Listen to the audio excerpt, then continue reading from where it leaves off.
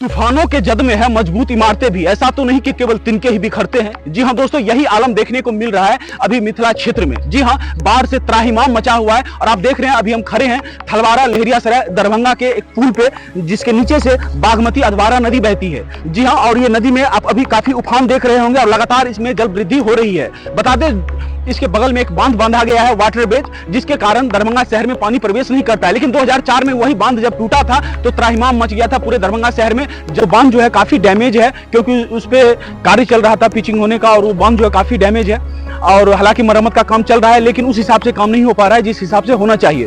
तो आसपास के लोग सतर्क हैं, क्योंकि 2004 की बातें याद आ जाती है। दरभंगा शहर में जहां पानी नहीं जाता है वहां भी गया था, और वो डर जो है आज भी कहीं ना कहीं लोगों के जहन में बैठा हुआ है। और पानी की इस रफ्तार से, जिस रफ्तार से बढ़ रहा है, और जो हम देख रहे हैं जिधर से पानी आ रहा है उधर जितना तबाही मचा रहा है, तो इधर के लोग जो है काफी भयभीत हैं। और दरभंगा लहेरियासराय बहादुरपुर क्षेत्र में बाढ़ की तमाम खबरों को जानने के लिए, लगातार अपडेट जानने के लिए हमारे चैनल को सब्सक्राइब कर दें। धन्यवाद।